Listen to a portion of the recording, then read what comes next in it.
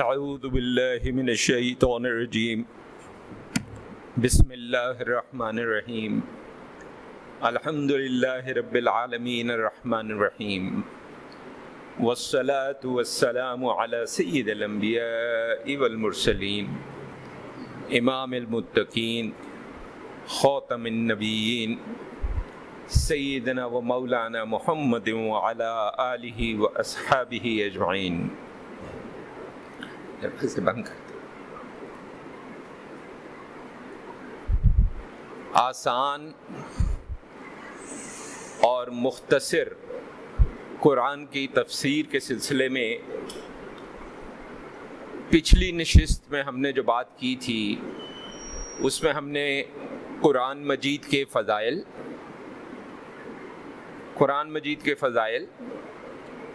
اور تعوذ کی بات کی تھی۔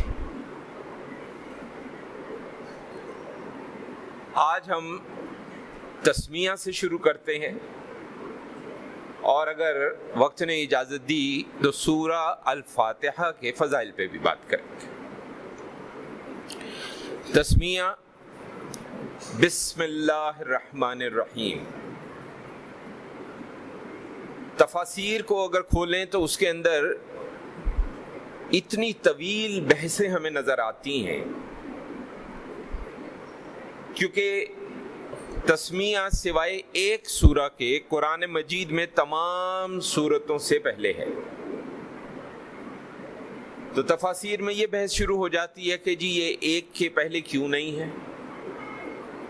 اور کیا تسمیہ کو سورہ کا حصہ سمجھا جائے یا نہ سمجھا جائے۔ ہم یہ کہتے ہیں کہ اس قسم کی بحثوں کا عوام کو کچھ لینا دینا نہیں ہے۔ مفسرین، علماء، محققین اس قسم کی باتیں کرتے آئے ہیں، آج بھی کرتے ہیں۔ ہم بالکل مختصر وہ گفتگو کرنا چاہتے ہیں جس کا براہ راست عوام کے لیے فائدہ ہے، جس سے قرآن کی سمجھنے میں ان کو آسانی بھی ہو اور ان کو شوق بھی پیدا ہو۔ یہ جو کلمہ ہے اس میں 3 اسماء، ایک اللہ، ایک الرحمن اور ایک الرحیم۔ اللہ جو ہے وہ اس میں ذات ہے۔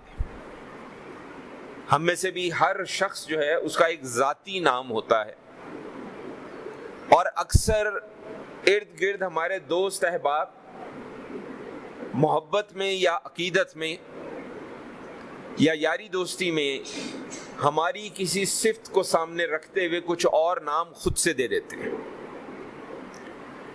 اللہ تبارک و تعالی کا جو ذاتی نام ہے وہ ہے اللہ،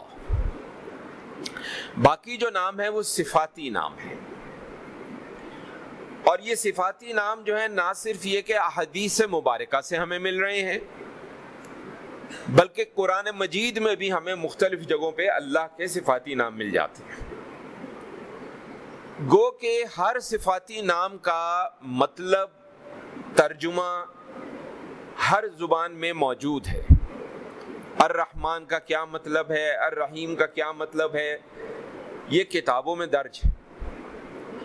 لیکن آج ایک بات ہم یہاں کہنا چاہیں گے جو ہمارے مشائخ نے بھی کہی ہے، یہ کوئی نئی بات نہیں ہے، وہ یہ کہ اللہ کے اسماء جو ہے ان کو انسانی زبانیں ان کا مطلب، ان کا مکمل مفہوم بیان نہیں کر سکتے۔ اگر ہم کہیں کہ ستار العیوب کا مطلب یہ ہے کہ عیبوں کی پردہ پوشی کرنے والا، الرحمن کا مطلب ہے رحم کرنے والا، الرحیم کا مطلب ہے رحم کرنے والا، وغیرہ وغیرہ، تو صرف اتنا نہیں ہے، کیونکہ اگر الرحمن صرف ہم اس معنی میں لے لیں کہ رحم کرنے والا، تو ہمیں ایک موقع ایسا بھی آتا ہے جہاں پہ یہ حوالہ ملتا ہے کہ الرحمن سزا دے گا۔ اس کا مطلب یہ ہوا کہ اللہ کے اسماء اس کی کئی جہتیں ہیں، کئی سمتیں ہیں، کئی مفاہیم ہیں، مختلف ہمارے علماء نے، ائمہ نے مختلف جہتوں کی بات کی ہے، لیکن کوئی ایک ترجمہ کیا اسم مکمل معنی کا احاطہ نہیں کرتا۔ ذاتی نام تو طے ہے، اللہ کسی اور کے لیے نہ کبھی استعمال ہوا ہے نہ کبھی استعمال ہوگا۔ صفاتی ناموں میں سے کچھ نام ایسے ہیں جو انسانوں میں استعمال ہوتے ہیں یا ہوں گے، اور یہ وہ اسماء ہیں جو ہیں تو اللہ کے، لیکن قرآن سے ہمیں پتہ چلا کہ اللہ تبارک و تعالی یہی اسم استعمال کر رہا ہے اپنے حبیب صلی اللہ علیہ وسلم کے لیے بھی۔ اب الرحمن جو ہے، مختلف اگر مفسرین دیکھیں تو راغب اصفہانی کہتے ہیں کہ الرحمن جو ہے یہ رحمت عامہ ہے، اور الرحیم جو ہے یہ رحمت خاصہ ہے۔ عام رحمت، خاص رحمت۔ عام رحمت کا مطلب یہ ہے کہ چاہے مسلمان ہے، چاہے کافر، چاہے انسان ہے، چاہے جانور ہے، چرند، برند، درندے، پھول بوٹے، پہاڑ، الرحمن سب پہ رحم کرتا ہے، کافر پہ بھی رحم کرتا ہے۔ لیکن الرحیم جو ہے وہ صرف اور صرف خاص ہے ایمان والوں کے لیے۔ اس کو قرطبی نے بھی کہا ہے۔ حضور اکرم صلی اللہ علیہ وسلم، ہمیں تفاسیر سے بھی پتہ چلتا ہے، احادیث مبارکہ سے بھی پتہ چلتا ہے کہ ہر کام کا آغاز بسم اللہ الرحمن الرحیم سے کیا کرتے تھے۔ ام سلمہ رضی اللہ تعالی عنہا، ام المؤمنین، آپ سے ہمیں حدیث ایک پہنچتی ہے کہ نبی کریم صلی اللہ علیہ وسلم نے فرمایا کہ جب کوئی کام بسم اللہ کے بغیر شروع کیا جائے تو وہ ناقص ہو جاتا ہے اور بے برکت ہوتا ہے۔ ابن ماجہ میں یہ حدیث موجود ہے۔ ایک اور حدیث ہے کہ بسم اللہ پڑھنے سے شیطان ذلیل ہو جاتا ہے، ابو داؤد شریف میں ہے اور نسائی میں ہے۔ پھر بخاری میں ام المومنین عائشہ رضی اللہ تعالی عنہا سے روایت ملتی ہے کہ رسول اللہ صلی اللہ علیہ وسلم نے فرمایا کہ جب تم کھانا کھانے لگو تو بسم اللہ پڑھو، اور اگر بسم اللہ بھول جائے تو درمیان میں پڑھ لو۔ اب اس میں پھر فقہی نکتے ہیں کہ درمیان میں صرف بسم اللہ الرحمن الرحیم پڑھنا ہے یا یہ پڑھنا ہے یا یہ پڑھنا ہے، وہ ایک علیحدہ۔ اسی طرح نکاح کی رسم ہے تو یہ خاص طور پہ کہا گیا کہ نکاح کرو تو خاص طور پہ بسم اللہ پہلے ضرور پڑھو تاکہ اس کام میں برکت ہو جائے۔ اب ہمارے ہاں تو خیر بسم اللہ پڑھ کے بھی نکاح اگر کیا جائے تو بعد میں جو خرافات ہو رہی ہوتی ہیں تو اگر کوئی برکت ہونی بھی ہے تو وہ برکت شدید بے برکتی میں بدل جاتی ہے، جس قسم کی ہمارے یہاں آپ کو پتہ رسوم چل رہی ہیں جو کہ بالکل براہ راست اللہ اور اللہ کے رسول صلی اللہ علیہ وسلم کے احکامات سے ٹکراتی۔ ابن کثیر یہ کہتے ہیں کہ بسم اللہ پڑھنے کا مقصد یہ ہے کہ انسان اپنے ہر کام کی ابتدا اللہ کے نام سے کرے اور پھر اس پہ توکل کرے۔ طبری نے کہا کہ بسم اللہ میں اللہ کی 3 صفات کا ذکر ہے، ایک ہے الوہیت، ایک ہے رحمت عامہ اور ایک ہے رحمت خاصہ۔ ابن عباس رضی اللہ تعالیٰ عنہ سے تو یہ بھی ہے کہ رسول اللہ صلی اللہ علیہ وسلم نے فرمایا، اور یہ بخاری میں موجود ہے، ایک دعا بتائی کہ جب تم اپنی بیوی کے پاس جانے لگو تو یہ دعا پڑھ کے جانا۔ ہمارے مشائخ یہی کہتے ہیں کہ یہ دعا پڑھ کے جاؤ، اور جب تک یہ دعا یاد نہیں ہو جاتی تب تک کم از کم اعوذ باللہ من الشیطان الرجیم ضرور پڑھ لیں تاکہ میاں بیوی کے درمیان شیطان نہ حائل ہو جائے۔ مگر ظاہر ہے کہ بخاری کی حدیث میں باقاعدہ دعا موجود ہے۔ بغوی کہتے ہیں کہ بسم اللہ پڑھنے سے انسان شیطان کے شر سے محفوظ ہو جاتا ہے اور اس کے کام میں برکت ہوتی ہے۔ قاسمی نے لکھا ہے کہ بسم اللہ پڑھنا سنت مؤکدہ ہے اور اس کو ترک کرنا مکروہ ہے۔ ذہن میں رکھیں کہ کبھی غلطی میں چھوٹ جانا ترک کرنا نہیں ہوتا. ترک کرنا باقاعدہ ترک کرنا کہ ہم پڑھتے ہی نہیں. اب یہ بات یہاں پہ ذہن میں رکھیں کہ جیسے غزالی نے بھی اس پہ ایک بات کی. غزالی نے کہا کہ اللہ کی صفات کے معنی جو ہیں اس میں غلو نہیں کرنا. اور اس سے ہمیں جو سبق ملتا ہے یہ ملتا ہے کہ اللہ کے جتنے اسماء ہیں، جو صفاتی نام ہیں، ان کے تمام پہلوؤں کو سمجھنا اور دیکھنا ضروری ہے. یہاں پہ مجھ ناچیز کو ایک اپنے بچپن کی بات یاد آئی. اسکول میں تھے ہم، اسلامیات کا پیریڈ ہوا. ہمارے استاد محترم جو تھے، ابھی پتہ چلا ہے کہ انتقال فرما گئے، انا للہ و انا الیہ راجعون. اللہ تعالیٰ ان کے درجات بلند فرمائے. نیک پرہیزگار آدمی تھے. تو انہوں نے اس بات کا ذکر کیا کہ دین ہم سے یہ توقع کرتا ہے کہ ہم ہر کام شروع کرنے سے پہلے بسم اللہ ضرور پڑھیں. ہم بچے تھے تو ذہن میں یہ بات بیٹھ گئی. تو اب کوشش کی کہ اچھا بسم اللہ الرحمن الرحیم پڑھیں، کام کریں، پھر بسم اللہ الرحمن الرحیم پڑھیں، اگلا کام کریں. نتیجہ یہ نکلا کہ اللہ نے بسم اللہ الرحمن الرحیم ہر وقت زبان پہ جاری کر دیا. کیونکہ ذہن میں یہ تھا کہ میں دایاں قدم اٹھا کے رکھنے لگا ہوں، بسم اللہ پڑھنی چاہیے. میں بایاں قدم رکھنے لگا ہوں، بسم اللہ پڑھنی چاہیے. اب اگر میں بیچ میں بسم اللہ پڑھ کے اگر رکھوں گا تو پھر تو وہ بڑا آہستہ آہستہ اور رک کر چلوں گا.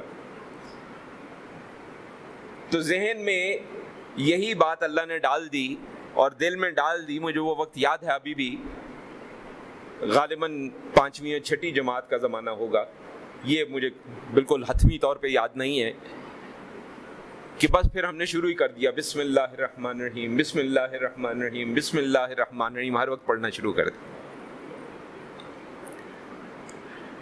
اس کے بڑے فوائد دیکھیں جو اس وقت تو ہمیں سمجھ نہیں آتے تھے، لیکن آج جب ہم پرانی باتوں کو یاد کرتے ہیں تو وہ سمجھ میں آتے ہیں کہ اللہ تعالیٰ نے کیسے ہر کام، یعنی آپ اس سے اندازہ کیجئے کہ مجھے بڑی اچھی طرح یاد ہے کہ ہماری کلاس کے اندر 40 بچے تھے. امتحان ہوا تو 40 بچوں کی کلاس میں میری پوزیشن 38 تھی، یعنی نالائکی میں تیسرے نمبر پر تھا. لیکن مجھے بڑی اچھی طرح یاد ہے کہ اسی ایک سال کے دوران جب اگلا امتحان آیا تو 40 میں میری پوزیشن تیسری تھی. اور میرا دل مجھے یہ کہتا ہے اور میرا وجدان مجھے یہ کہتا ہے کہ جو اللہ نے زبان پہ بسم اللہ الرحمن الرحیم جاری کیا تھا، یہ یقیناً اس کی برکت ہوگی کہ جس کی وجہ سے ایک ہی سال کے اندر ایک امتحان سے فارغ ہو کے دوسرے تک پہنچتے پہنچتے ایک سال بھی نہیں بنے گا. یہ کہاں 38 اور کہاں 3rd پوزیشن. تو یہ بہت بابرکت کلمہ ہے اور اس کے اندر بہت سے ہمارے مشائخ نے ایک بات کہی ہے، یہ ان کی رائے ہے. ذہن میں رکھیں کہ حدیث ہے اور بات ہوتی ہے، رائے ہے اور بات ہوتی ہے. ان کی رائے یہ ہے، ایک حدیث تو ہے کہ قرآن میں جو کچھ بھی ہے وہ سارا سورہ الفاتحہ میں آ جاتا ہے، لیکن کچھ مشائخ نے ایک رائے یہ دی کہ جو کچھ الفاتحہ میں ہے وہ بسم اللہ الرحمن الرحیم میں آ جاتا ہے. واللہ اعلم. اب ہم بات کرتے ہیں سورہ الفاتحہ کی. قرآن مجید کی پہلی سورہ ہے، صرف 7 آیتیں ہیں. اس کو فاتحۃ الکتاب بھی کہا جاتا ہے، یعنی کتاب کی ابتدا. اور اس کے کئی نام ہمیں احادیث مبارکہ سے ملتے ہیں اور ہر نام سے پتہ چلتا ہے کہ کیسی عظیم سورت ہے. ابو ہریرہ رضی اللہ تعالی عنہ آپ کہتے ہیں کہ رسول اللہ صلی اللہ علیہ وسلم نے اس کو ام القرآن بھی کہا ہے اور 7 المثانی بھی کہا ہے. ام القرآن مطلب قرآن کی ماں، اور سوال مثانی کا مطلب ہے بار بار دہرائے جانے والی 7 آیات. اور یہ بات درست ہے. ہم جانتے ہیں کہ کوئی بھی نماز کی رکعت ایسی نہیں ہوتی جس میں سورہ الفاتحہ نہ پڑھی جائے. اب وہ جو اختلاف رائے ہے کہ امام کے پیچھے پڑھی جائے یا نہ پڑھی جائے، اگر نہ بھی پڑھی جائے تو امام پڑھ رہا ہے اور آپ سن رہے ہیں، تو ہر رکعت میں سورہ الفاتحہ پڑھی جاتی ہے. اسی سے اہمیت اس سورہ کی جو ہے وہ واضح ہو جاتی ہے. عباس رضی اللہ تعالی عنہ فرماتے ہیں کہ نبی کریم صلی اللہ علیہ وسلم نے فرمایا ہر نماز میں سورہ الفاتحہ پڑھنا ضروری ہے. بخاری میں یہ نماز کا لازمی جز. اور اس کے علاوہ بخاری ہی سے ہمیں پتہ چلتا ہے کہ ہر بیماری کی شفا ہے. اسی لیے اس سورہ کو ایک اور نام بھی دیا جاتا ہے اور وہ ہے الشفا. اب یہاں پہ یہ چیز سمجھ لیں کہ الشفا جب ہم کہتے ہیں تو ہمیں معلوم ایسے ہوتا ہے کہ جیسے ہم کہہ رہے ہیں کہ بیماریوں سے شفا. اور ہم انسان جو ہیں ہم میں ایک خرابی ہے کہ جب ہم بیماری کی بات کرتے ہیں تو ہمارے ذہن میں صرف جسمانی بیماری کی بات آتی ہے. روحانی بیماری، دل کی بیماری، دماغی خلل، ان چیزوں کا خیال ہمیں نہیں آتا. حقیقت یہ ہے کہ یہ سورہ ہر قسم کی بیماری کے لیے شفا ہے. یہ ایک اور بھی آگے روایت ہے جس سے ہمیں پتہ چلتا بھی عرض کریں گے. ایک اور حدیث ہے کہ حضور اکرم صلی اللہ علیہ وسلم نے فرمایا ہے کہ اللہ نے تورات اور انجیل میں سورہ الفاتحہ جیسی کوئی سورت نازل نہیں فرمائی. ترمذی شریف. ایک اور جگہ ہے کہ سورہ الفاتحہ اور سورہ البقرہ کے فضائل میں بھی یہ بات آئے گی کہ اور سورہ البقرہ کی آخری 2 آیات یہ 2 ایسے نور ہیں جو مجھ سے پہلے کسی نبی کو نہیں دیے گئے. تو سورہ الفاتحہ باقاعدہ ایک نور ہے. اس کے فضائل میں یہ بات بھی شامل ہے کہ یہ دعا کی قبولیت کا ذریعہ ہے. ابو ہریرہ رضی اللہ تعالی عنہ فرماتے ہیں کہ رسول اللہ صلی اللہ علیہ وسلم کا فرمان ہے کہ جو شخص سورہ الفاتحہ پڑھ کر اللہ سے دعا مانگے اللہ اس کی دعا قبول کرتا ہے. مسلم. اب یہاں میں پھر آپ کو یاد کرا دوں، پہلے بھی کئی بار یہ بات کر چکے ہیں کہ دعا قبول کرنے کا مطلب ضروری نہیں ہے کہ یہ ہے کہ جو میں مانگ رہا ہوں وہی مجھے ملے گا. اس کی 3 صورتیں ہم پہلے بھی بیان کر چکے ہیں، وہ تینوں قبولیت میں آتی ہیں. ایک صورت جو میں نے مانگا وہ مجھے مل گیا، یہ وہ قبولیت ہے جو ہمیں سمجھ آتی ہے. دوسری صورت وہ نہیں دیا اللہ نے، لیکن اللہ نے اس کے بدلے کوئی ایسی چیز دی جو میرے وہم و گمان میں نہیں تھی لیکن وہ اس سے زیادہ بہتر ہے. اور تیسری صورت میری دعا کو اللہ نے آخرت کے لیے اپنے پاس رکھ دیا. میرے پاس میری دعائیں جو ہیں ایسی ساری وہ اکٹھی ہو رہی ہیں، اور روز قیامت اگر کچھ نامہ اعمال میں کچھ گڑبڑ سامنے آئی تو یہ جو ساری دعائیں ہیں یہ وہاں پہ ہمارے کام آ سکتی ہیں. تو قبولیت میں بڑا ضروری ہے یہ سمجھنا کہ یہ تینوں صورتیں قبولیت کی ہیں. ہم انسان یہ سمجھتے ہیں کہ شاید قبولیت کا مطلب ہے جو میں نے مانگا ہے وہی ملنا لازمی ہے. ایک چیز ذہن میں رکھیے کہ میں جس بات کی ضد کر رہا ہوں ممکن ہے کہ وہ میرے لیے نقصان دہ ہو الٹا، لیکن مجھے اس بات کا خیال نہیں ہے اور مجھے اس بات کی سمجھ نہیں ہے اور اللہ نہیں چاہتا کہ مجھے نقصان ہو، تو اللہ وہ دعا قبول نہیں کرے گا، اس کے بدلے یا بہتر دے دے گا یا وہ دعا رکھی جائے گی آخرت کے لیے. علماء کرام اور مفسرین کہتے ہیں کہ اس میں توحید ہے، اس میں رسالت ہے، آخرت کے عقائد جو ہیں اس کا جامع بیان موجود ہے. اس میں رازی نے بڑا اچھا لکھا ہے، یہ سب مفسرین ہیں جو نام لے رہے ہیں، کہ الحمدللہ رب العالمین میں اللہ کی وحدانیت ہے، الرحمن الرحیم میں اس کی رحمت ہے، مالک یوم الدین میں آخرت پر ایمان ہے، ایاک نعبد و ایاک نستعین میں عبادت کی حقیقت ہے، اہدنا الصراط المستقیم میں ہدایت کی طلب ہے. یعنی ہر چیز اس کے اندر آ جاتی ہے. ابن عباس رضی اللہ تعالیٰ عنہ فرماتے ہیں کہ جب سورہ الفاتحہ نازل ہوئی تو فرشتوں نے کہا یا رسول اللہ صلی اللہ علیہ وسلم آپ کو ایک عظیم خزانہ عطا کر دیا گیا ہے۔ بیہقی نے یہ لکھا ہے۔ نووی کہتے ہیں کہ سورہ الفاتحہ پڑھنے سے شیطان بھاگ جاتا ہے۔ ابو سعید خدری رضی اللہ تعالیٰ عنہ صحابی، وہ کہتے ہیں کہ حضور اکرم صلی اللہ علیہ وسلم نے فرمایا کہ سورہ الفاتحہ قرآن کی جڑ ہے۔ سیوطی کہتے ہیں یہ قرآن کا خلاصہ ہے۔ الحمدللہ رب العالمین میں ہم نے کہا حمد و ثنا آ گئی۔ اب اس میں حمد عام تعریف نہیں ہے، یہ ذہن میں رکھیں آپ۔ ہم کہہ دیتے ہیں تمام تعریفیں اللہ کے لیے ہیں، لیکن حمد کا مکمل احاطہ ہماری کوئی زبان نہیں کر سکتی۔ تو الحمدللہ رب العالمین جب ہم کہتے ہیں تو اس کے اندر حمد بے شک اللہ کی تعریف ہے، لیکن یہ اللہ کی تعریف وہ تعریف ہے جو ہم کسی بھی لفظ یا لفظوں کے مرکب سے بیان نہیں کر سکتے۔ انشاءاللہ اللہ کے دیے ہوئے اذن و توفیق سے سورہ الفاتحہ کے فضائل تو ہم نے بیان کر دیے، تو سورہ الفاتحہ کی پھر مختصر تفسیر انشاءاللہ اگلی نشست میں ہم اس کو لے کر چلیں گے۔